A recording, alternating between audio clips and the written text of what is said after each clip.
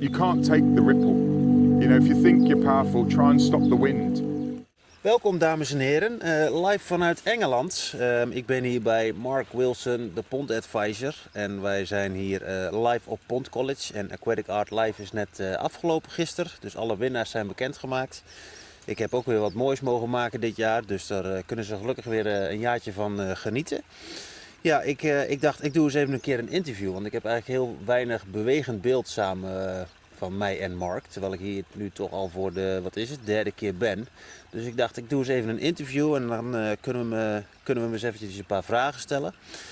Mark heeft ook 2 boeken geschreven en op het eind van de video zal ik ervoor zorgen dat die gesigneerd meekomen. En die ga ik dan aan jullie, aan mijn volgers uitdelen, oftewel loten. Dus ja, hoe dat in zijn werk gaat, dat horen jullie later. So Mark. I didn't understand any of that. No, I know, but whatever. Yeah, no, it's all good. So for our Dutch viewers, we're going to do the rest in English and I will get Dutch subtitles. So and I've got my notes over here, so yeah, it should be okay.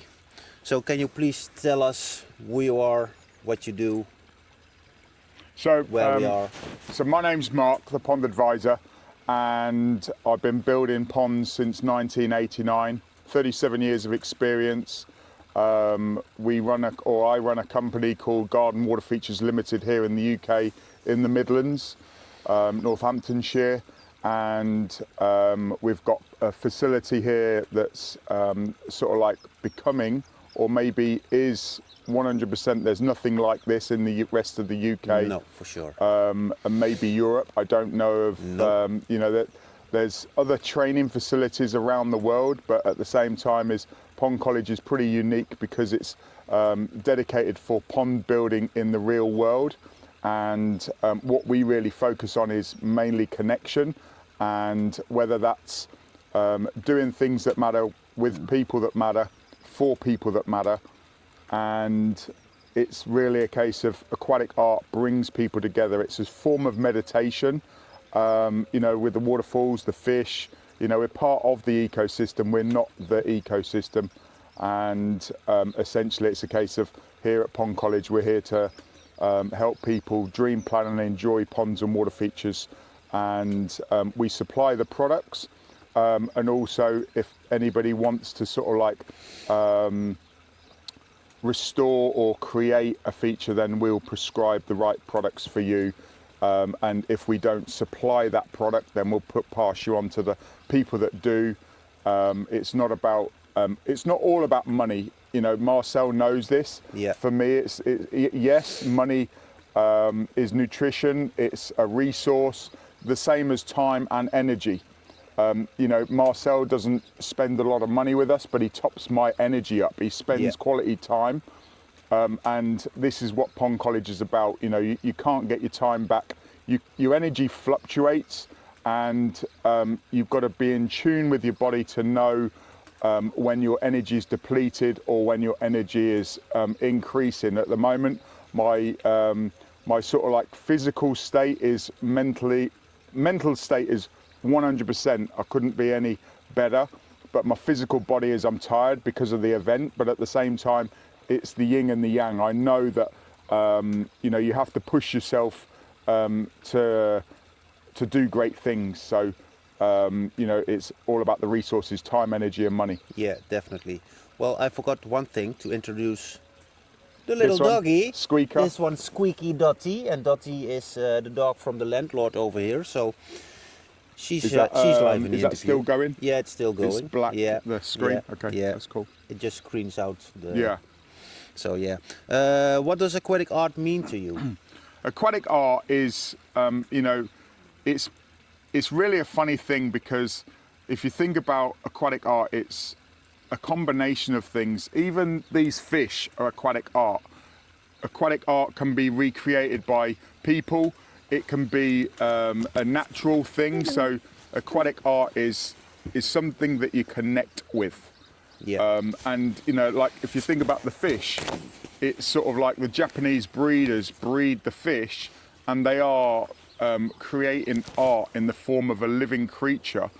So they're living jewels, and as waterfall, as aquatic artists, we're bending water, and we're sort of like helping people connect with that water, whether it's sound, whether it's sights, whether it's a feeling, whether it's aquatic art is often missed by a lot of people. If you think about it's all about creatures, like the dog. The dog can appreciate aquatic art in the form of something, whether it's something that they want to chase or it's natural instincts. So so aquatic art, without water we wouldn't be here. So we're in the koi palace right now. Yep. Is there anything you would want to change? Oh, there's loads. Give us the top 3. Not necessarily. It's always adding stuff. So a garden's never finished. We haven't got a lot of plants in here, but what I wanted to do is basically get the aquatic ecosystem up and running. Yes, I want to add more plants. Life goes through seasons and ponds go through seasons, whether it's the 4 seasons of the annual cycle or whether it's the sort of like the age of the pond. So it's like when a pond is created for the first 5 years or so, you're going through a different cycle than the 5 to 10 years. And we plant plants in the first few years. You're trying to get the plants to grow, and then you're controlling or containing the plants from sort of like 3 to 10 years. So there's lots of things that I want to change and update. There's things that I want to add. So I want to add more plants. I want to add more elements for people to enjoy and spend more time in. So maybe we'll get a wood-fired hot tub. It needs to be natural and needs to be not necessarily chemical free, but very low chemicals. There's obviously chemicals in everything. We're all chemicals, but at the same time is like we've got a wood-fired sauna now this year. We've literally only had it about a month, and it's changed everything. And I think, like I said to you the other day, I want to get a wood-fired hot tub, and the water from the koi palace will go into that. Then people can interact with the warm water, and then the water will go back into the koi palace and be filtered by Mother Nature, natural processes. And we're not going to have to worry about adding chemicals and also the pathogens and stuff from hot water. It will be literally very, very temporary in and out. So the life-threatening diseases and viruses and stuff won't accumulate. And that's one thing that I want to make sure that we get right. Also, it's sort of like more seating areas or more interaction. So with the sauna, we definitely need a form of shower or a form of washing off. So when you get hot and sweaty in the sauna, it's sort of like I use a towel to take the sweat off before I go into the koi palace, and then it's like having a cold shower. When you come out, you go back into the sauna to heat up, and it's sort of like rather than going back into the koi palace to cool down, having a shower just to wash off, and then you can dry off and get changed without chlorine. And also having a place to sit when it's raining. So I want to have a sort of like a undercover. So with the containers behind us, I want to create an undercover canopy that you can sit in the rain and still be part of the outside world. I'm an outdoor person. I come alive outside. Sometimes when I work inside with the fluorescent lights, I actually walk out and I'm like, oh my, it hits me. Because it's so, especially if there's no windows where I'm working and it is purely electric light, so certainly it's a case of definitely an outdoor person. So what's one of the biggest mistakes you see when people are planning or building a pond? They build it for looks rather than function. So ponds. But to hook on that, we build it for looks also. We build it for looks, but we get the design right first. Yeah. So it's like a river. All of the waters go into the ocean, and we need to basically make sure that all of the water is going to one point, and then it's distributed in other areas. So having a surface skimmer, intake bay, skim cove, a collection point, then it basically all goes to there, and then it goes, the filtration is the other side. So essentially, if you get that sort of like mechanics right, then the pond becomes less maintenance over a period of time. What a lot of people do is, the biggest mistake that people make is they go, I want the waterfall here, and then it's sort of like, well, if you've got a long space, the waterfall's there, well, the intake bay may be here, or the pumps may be here, or they might have a bottom drain, or they might have a side drain, they might have a surface skimmer, and you're not thinking about flow. And even with people, it's sort of like, you're going through life, you're flowing, and it is go with the flow. And you've got to know where you're going. And sometimes the water does spin for a while before it keeps going, but eventually, it's like sometimes you're stuck in a rut, or sometimes the water is stuck in an eddy, and then all of a sudden it will carry on. But it's, as long as it takes time. If it just carries on, or if it's stagnant in a pond, then you become the mechanical filter. Otherwise, it will slowly fill up with detritus and then become marsh and land. So the biggest mistake that people make is just purely for looks, and not thinking about the mechanics and the maintenance. A lot of people say, what is maintenance? For me, maintenance is one thing, maybe for you another thing, and maybe for someone else is another thing. And there's a lot of companies in the industry that say these components are low maintenance. Well, in my eyes, it's maybe low maintenance, but it's higher tension. Where these systems are lower tension and low maintenance. There's no such thing as no maintenance. But it's all down to the flow. That's one of the questions I had. Why are the ecosystems so low maintenance, and why do people need an ecosystem instead of all the stuff you can buy at garden centers and the black boxes with the UV, and what's the difference? And there's nothing wrong with any of the systems. You just got to know which system that is suited to you. So if you want certain things, then an ecosystem pond is not going to be right for you. But if you want to have a pond that you're not tinkering with, you're not having to worry if you go away on holiday, you don't need to have someone monitor your pond. You can literally leave this pond. You've got pumps running. You've not got anything else apart from the pumps. If the pump for the filtration works, you've got that mechanical and biological. If that breaks down, then you've got a matter of days or maybe a week. When power cuts happen with the ecosystem ponds, fish stay alive for a week, where if you've got a different system, within 20 minutes, half of the oxygen is taken out of the system and the fish crash and the aquatic ecosystem crashes. So an ecosystem pond is sustainable. We're working with Mother Nature rather than trying to control Mother Nature. And like I was saying, we're part of the ecosystem rather than the ecosystem. And if you want to do different things, then you might need sort of like a sterile system.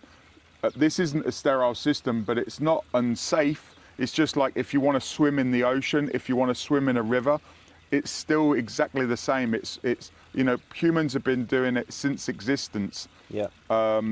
Since humans have been on the planet, they've been in water, and obviously it's like Luke was saying a couple of days ago on one of my lives. This water is the same as what the dinosaurs were around.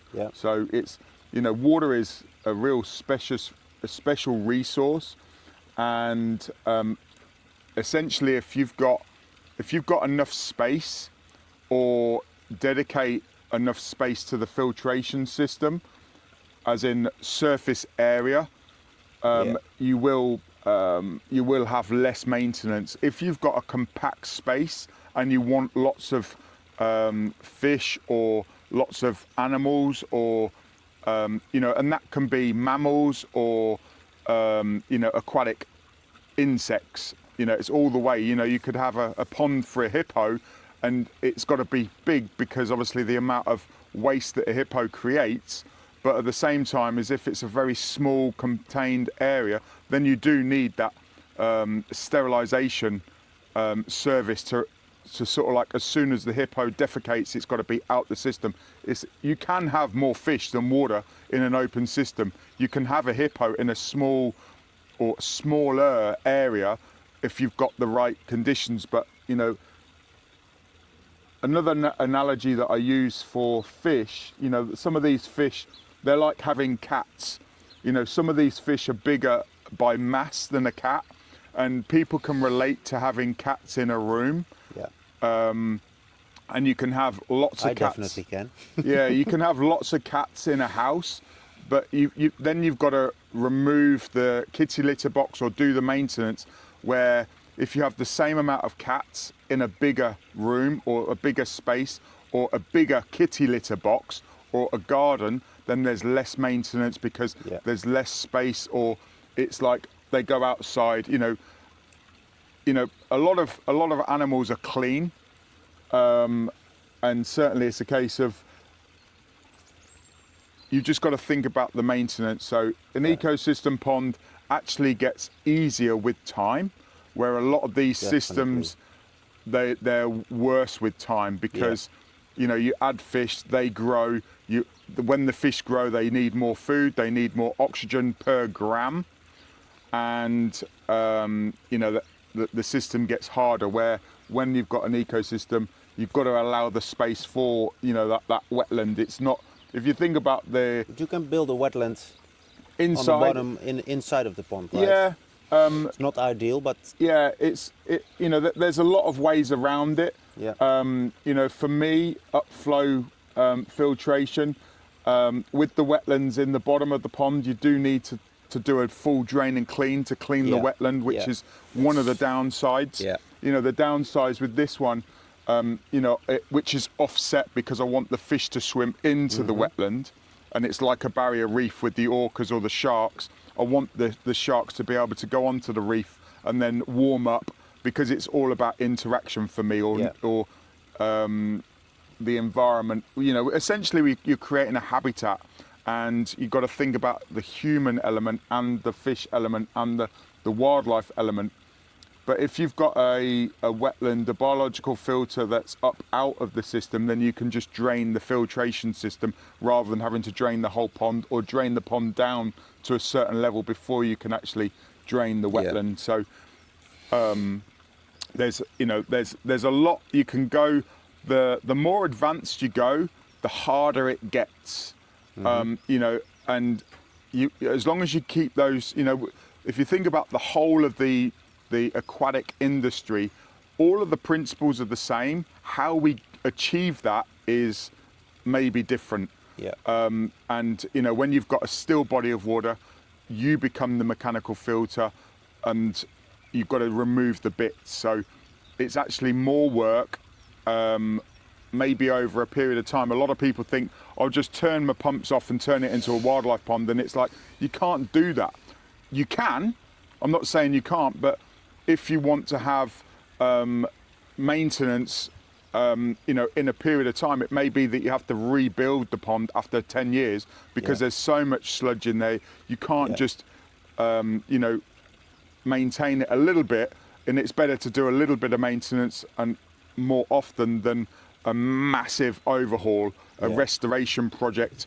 The amount of still water wildlife ponds that it's sort of like they're about that much water where they should be a 2 foot of water, and it's like the sludge is just accumulated, and now it's like you've got to wet dredge